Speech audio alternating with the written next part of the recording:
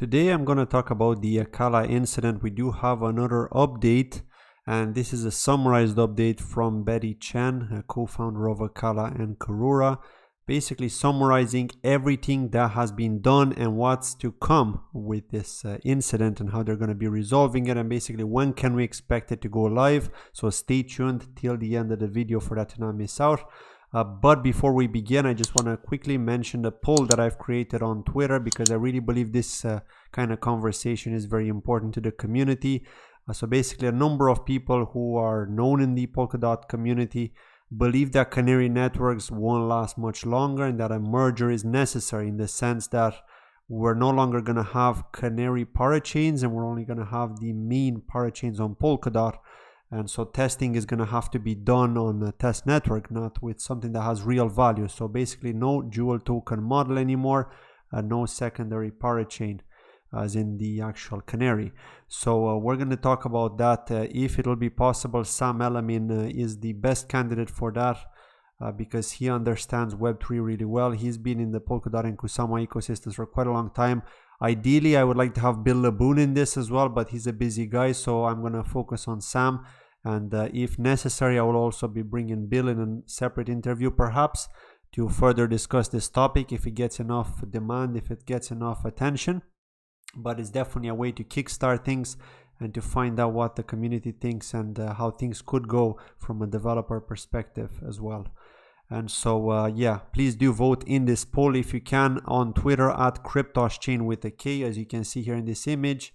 And we'll know then in 21 hours when this poll is going to expire if we're going to do a Twitter space or if it's going to be on YouTube. Or if you're just not interested at all and you don't care, and if you've completely abandoned Kusama and Polkadot, but you still watch my videos because you want to support this channel, which I always appreciate. Of course, it's your choice at the end of the day what you want to do with your investments and who you want to support. So I very much appreciate it if you watch my videos, even if you no longer support Polkadot and Kusama the way you used to, maybe, or maybe you just want to wait and see what happens. So that's something that you could consider as well. So yeah, let's move on and talk about the incident here for Acala. So Bette posted this today, actually on the 22nd. So she's saying it's been 7 days since the USD error mint incident happened on the Acala network. Below is a summary of what has happened so far and what we can expect next. They've traced 3 billion USD in error mints that were claimed by 16 identified addresses. Some of the 16 identified addresses exchanged some of these error mints they received to other tokens, including DOT. And they transferred AUSD error mints and AUSD error mint swap tokens to other XCM connected chains such as Polkadot, Moonbeam, Interlay, Aster, as well as CEXs. Some of the 16 identified addresses swapped their error minted AUSD with other tokens, leading to a disruption in swap ratios of AUSD with other paired tokens in the pools on Acala swap. Certain other users acquired AUSD error mints at a significantly low cost. These users then transferred the AUSD error mints to other XCM connected chains and CXs. So it's basically been a mess, and the team is just basically struggling here to try and solve this mess, as you can see here. That's why I've been mentioning in all those videos and all those updates that I've done, that once the DOT was sent out to an exchange, that was like a big mess there, because it's going to be very hard to get that back, if it's even possible to get it back. Remember that the person can ultimately decide to send that out to a different chain, even a privacy chain, and then nobody can track down that transaction. So super high risk there if they manage to get that out. And especially if they didn't do KYC on that exchange. If it's an exchange that has supported AUSD or DOT, sorry, I should say DOT, because they swapped AUSD for DOT on Acala. They managed to do that before the team found out about the problem.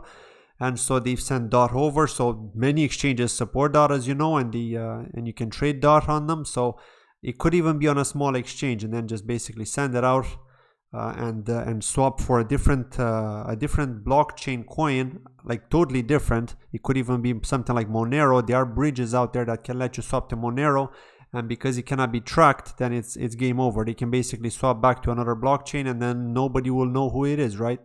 It doesn't even have to be the same amount. So yeah. So subsequently, the team has been heads down tracing AUSD error mints and AUSD error mint swap tokens. The findings are as follows: 1.28 billion error mints were found on the 16 identified addresses.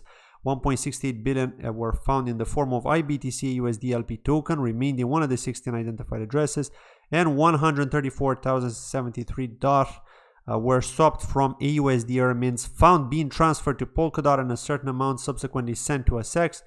A bounty was issued to those who will return the funds, and 12.38 million AUSD error mints found on the top 35 accounts that acquired a significant amount of AUSD error mints or are linked to the accounts that acquired a significant amount of AUSD error mints. So as you can see here, the bounty is only for the DOT here because they obviously want that DOT back. But the question is, will that person be a good actor, or did that person just get out because it's so much money on the line at the end of the day, right?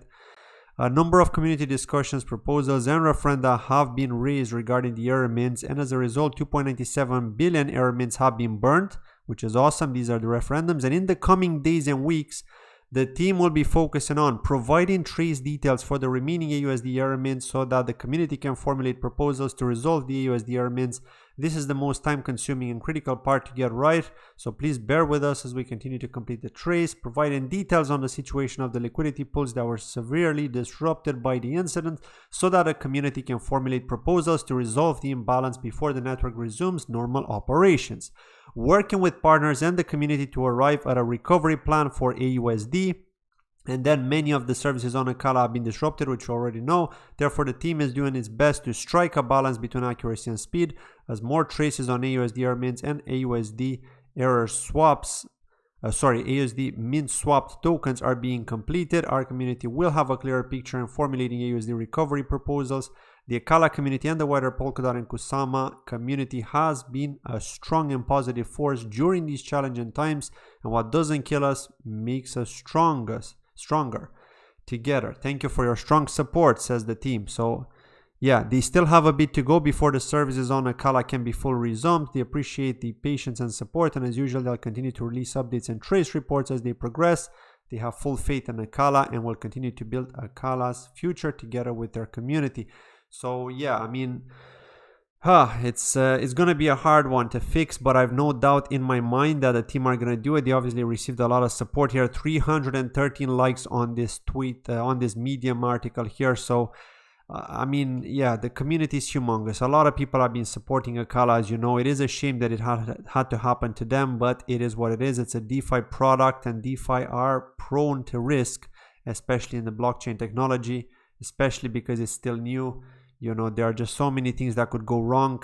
The slightest bug could potentially cause issues like that, right? So you've seen what happened with bridges as well. So yeah, we're still in that in those really early times, I should say, when it's really easy to find a bug if you're a hacker and an exploit, and to take advantage of that exploit. So that's how it is. Unfortunately, it's mostly because of the lack of proper auditing as well. I'm not saying that Acala hasn't been audited properly. They are. But the issue is that the release stuff and these things are not equally the same on Karura as they are on Acala. It's the same with other parachains.